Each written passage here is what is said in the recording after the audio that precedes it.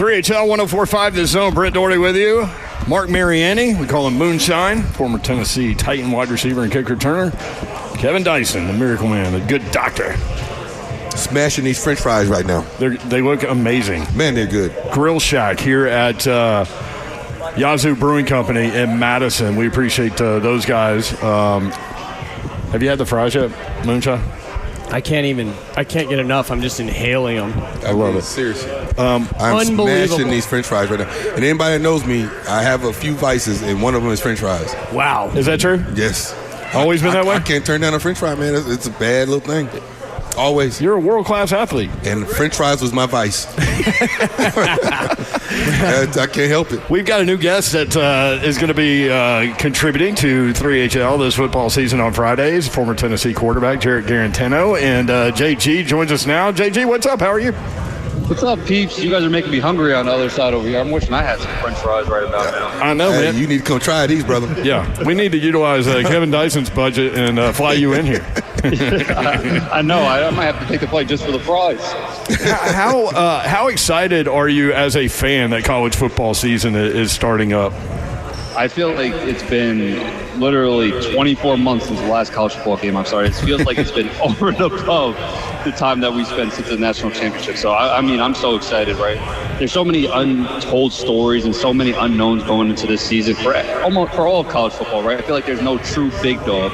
So I'm excited to see who comes out on top, and hopefully we get a lot of games in the meantime, good games in the meantime. It is wild to kind of try to keep up with all of the roster transitions, right? Like all the players moving around and all of the NIL deals and all those things. Like the way that I do it is I just kind of let some time go by and then check back in and see where people are. But I mean, really, you can go from elite to like 2 wins, like Florida State did, or go from 2 wins to elite, and you can make that jump immediately. I'm curious to get your take on where Tennessee is with the whole Nico Iamaleava thing, and you're not bigger than the Power T, and he goes to UCLA. Well documented. They end up with Joey Aguilar. What do you know about him? Have you watched tape on him? Yeah, going back to what you said, I think that's what makes college football so interesting now, right? There's not a lot of big schools that are out recruiting other schools. So, like, there's a lot of teams that are on even playing field now and recruiting. So that's kind of where I feel like it makes it more competitive. But from Tennessee's aspect, obviously, we're going into this year. We're expecting that we have our second year starting quarterback with Nico, and obviously things happen, things go down where, Coach Heupel stayed true to who he was and said that nobody's bigger than the Power T. I respect it. I respect what the program did, and I also respect what Nico did for his own self, whatever reason that he had to do what he did. But I'm excited to go see what Joey has tomorrow, Like, obviously he's coming into new style offense. He's going into it with 4 brand new offensive linemen that are new starters this year, and it's going to be a tough matchup, right? You going into a game against Syracuse, who was good last year, and their head coach is a defensive guy. So it's going to be. I'm really intrigued, really interested to see how the offense looks this year. It might be a little bit different than the Heupel offenses of the past, I'd say, just because of different style quarterback. Got some unknowns. Got obviously a new running back coming in. He was here last year, Bishop, but now he's a starter. It's a little bit different feel. And you also got the Duke transfer that almost rushed for 1,000. So I'm intrigued. I think that we're going to rely more on the run game, obviously, early in the year. Try to get the pass game developed. We have a really, really good tight end, Miles. I'd like to see him get the ball a little bit tomorrow. And Mike Matthews, I think that he's probably going to be the newcomer of the year for the team. So that'll be awesome to see him, too, in live action, really, as a starter, really contributing a year old. Yeah. Jarrett, not just with the balls, but with the new transfer portal and the way the landscape of college football, you see new players, first-year starters, a lot more these days. So if you are Joey Aguilar, from a quarterback's perspective, how hard is it to come in and say April or May and spend an off season in the program and then take it out to Neyland Stadium? It seems like it happens so fast, but from your perspective, from being under center, what's that like in that fast transition? Yeah, unfortunately, I knew that way too well. Like every single year, it felt like kind of like me going into freshman year just because of so much transition and change with us having so many different offensive coordinators. But from his perspective, obviously, he was at App State. They were throwing the heck out of the ball, and then he goes over to UCLA, however long he was there for. And now he's going into a brand new offense, which he really hasn't ran in the past. So it's a different feel going into the season, right? You got to understand how a play caller is going to go call plays. The play caller also has to understand that it's a new quarterback. There's a whole brand new offensive line, skill positions all over the place. So it's going to be a little bit different from all aspects. But as a quarterback, you kind of just want to get in a rhythm early, and obviously you want to have a coach that understands that. I think Coach Heupel, better than anybody in college football, understands the quarterback position. So if he could put Joey in a position to get comfortable, maybe some quick game RPOs, get him on the move a little bit, get him in rhythm, then I think the game will come to him. Now, if we start a little bit slower, it might take a little bit more time, and I think that's when we'll have to rely on our defense and our run game. Now, you mentioned one player that I kind of got my eye on, that Mike Matthews. But this year with the Vols, it's going to be a new look offense, as you mentioned. There's a lot of young guys, inexperienced, especially in the skill position. But who else do you have your eye on that you think that can have an impact Saturday? Like I said before, I think Miles is one of the best tight ends in college football for sure. It's going to be interesting to see our Duke transfer, our running back there too. Like I said before, he had a really successful year last year. And I think that's just going to be the newfound offense, right? I think that Coach Heupel loves being able to spread it out and run the ball, but we might see more 11, 12 personnel this year just due to the fact of personnel, right? Like he might not want to be on open edges with our five offensive linemen with the 4 new guys in there. You might want to just tighten it up, maybe go 2x2, close, and run the ball more. And then obviously I think we have really good special playmakers out there with Mike and Chris and also Braylon. I'm really intrigued to see how Braylon looks tomorrow as well. But keeping the game simple, I think, will be key. Getting the ball to Miles, getting the ball to seeing if we can stretch the field vertically with Mike, with Chris, with those type of guys. But we're going to really need to rely on this run game tomorrow to get a feel for what Syracuse is throwing at us. Jarrett Guarantano with us. JG, appreciate you doing this. I do have a question about the quarterback room in general. So you guys are competitive. You are a highly recruited guy. So was Jake Merklinger. So was George McIntyre. And I'm curious to get your take on that situation. Like, how challenging do you think it is for those two guys to go through this where a new guy comes in, he's been there a few months, he's the starter, you know? Yeah, I think, this is a whole new landscape of college football. It's just tough, right? Like, I look at it from the perspective of loyalty somewhat, right? So they did it to also this. I'll talk, for instance, for another school. We'll talk about the Syracuse quarterback right now, Steve Angeli. He went to my high school. I know him very well. Oh, okay. So last year when he was at Notre Dame, he was scheduled to be the starter, right? And I felt like as if they were going to give him an opportunity just because of the loyalty sake. He's been there a couple of years. Like he's been developed there. They go in and they go get Riley Leonard from Duke.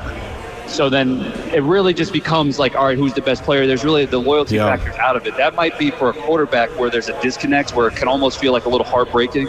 I know if I was in the room and I felt like that, I would feel some sort of way, just because like you committed to the school, you were set on the coach, you trusted them, you trusted the system, you trusted the development piece. And then a few months left into the season or before the season, they bring in another kid.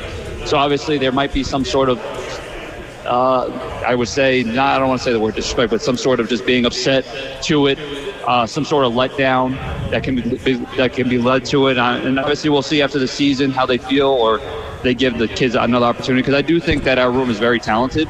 Yeah. Obviously they're just a little bit young.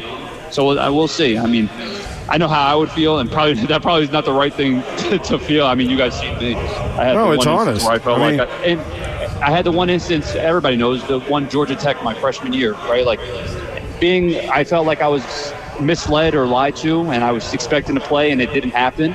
Everybody doesn't really understand this, but whatever. And I took it out emotionally, and I was just disconnected, and I showed national TV, the national media, how upset I was, and I should have never did that.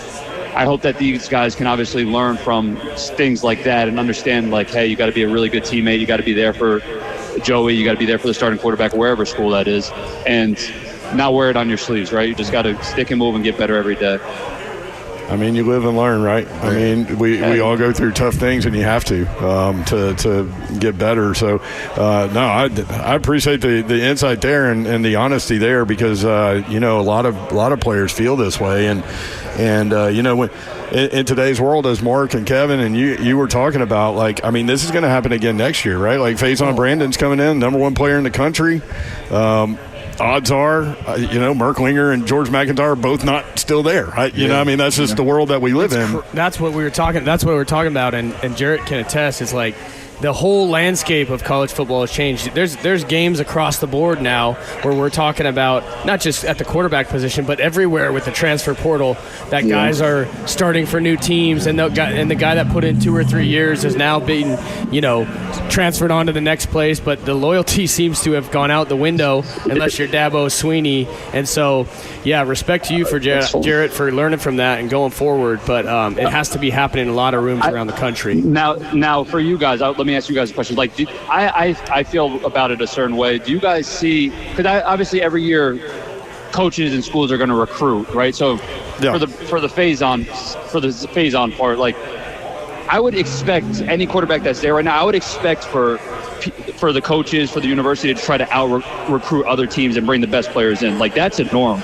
Now, when you go out and get a transfer when it's almost your turn to compete and be the starter, great point. That's a different deal, right? That's a punch in the gut a little bit, No, I think you're right. Yeah. That's a different deal, right? It's similar to like being a free agent in the NFL. That's what it's turned into. Yeah, it really is. And you think you paid your dues, your time's come, and then they go get the next shiny car. Oh, you sitting there and you're 3 years in, you've been nothing but loyal, and you haven't transferred, and you're in the weight room every day, you're learning every day, you're doing everything, and then, the senior quarterback leaves. It's your one chance. Now, here we go. All right, I'm ready to compete. I remember when Josh Dobbs left, I was like, yes, let's go. I'm ready to compete. I'm ready for this to be mine. Now, if the coaching staff bought in a completely different transfer and then they didn't tell me when I was recruiting that they were doing it, I don't know how it would feel. I mean, obviously, I would probably be very upset, but I just think that's a completely different thing than being out-recruited or another guy that's coming as well as a freshman. Well, let me ask you, because it is such a business, and I think kids are starting to understand that to a certain degree, that it is a business, and their bargaining chip is their ability. So as we're talking about this landscape and NIL and transfer portal and things of that nature, how do you convince guys to stick around to build something up? Like, I look at the 2 receivers from Ohio State and Alabama, 2 of the best young freshman receivers I've seen in a long time come in, and they stayed there. They could have chased the bag, but how you convince a guy like that to stick around? No, it's tough. It's tough. The player has to have the vision, and they also have to be led in the right direction, right? Like, you have to see the vision. You also have to trust. That's where the whole trust and loyalty thing's tough, right? Like, you have players that come in, awesome. Like, we know that we're going to recruit, but then you have players that come in when you're supposed to be competing for the starting job. And obviously these players that are coming in to Tennessee, to Ohio State, to Penn State, to Oregon, all these guys that are going in, transferring in, they're not just like some slackballs. Like, these guys are dudes, right? Like, these are guys with real film, real tape. So, like, you're going into it, and you're not competing against a freshman. You're not competing against somebody that doesn't have tape when you're at the University of Tennessee. You're competing against, like, the Duke transfer. You're competing against somebody that's almost had 1,000 yards rushing, like, in the ACC. Like, that's no joke.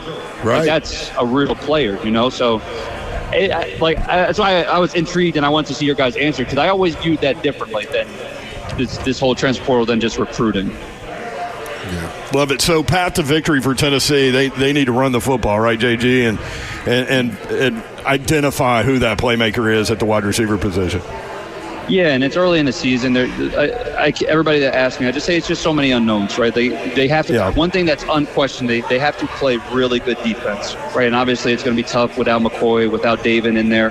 But I think if Boo's healthy, if Boo's ready to go, and we have our other key pieces ready to step up, if we can play really good defense, get a feel for offensively how to score points, and like I said, Josh Heupel is one of the best in college football offensively, offensive mind-wise. Keep the game close for a while and get a feeling and continue playing defense, run the ball, and then I think second half will be where it's time to shine, throw game-wise, pass game-wise. Love it, JG. Hey, we're going to have fun on Fridays, man. We'll get Slay Dog back in here and we'll chop it up.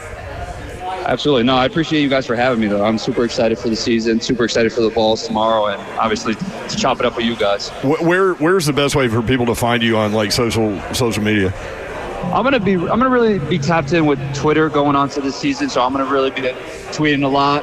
Okay. Maybe I'll get some Instagram lives during half times and talk to the chat a little bit about how the game's going or how they feel about it and kind of my thoughts. So I'll be able to be on Twitter, Instagram, maybe a little bit of Facebook. We'll see. I get it, man. Hey, thank you for the time, man. You did great, and we'll do this again next Friday. Appreciate you. Awesome. I'll see you guys next Friday. Jarrett Guarantano, JG. Find him on Twitter and Instagram. All right, more 3HL when we come back. Moonshine and the Doctor. Ooh. Let's go. Ooh. More next. Coming up. Let's go. Yazoo Brewing Company in Madison. Get here. Get your name in the box. You could win Tennessee football season tickets. Going to give them away right before the end of the show. We'll be right back. 3HL.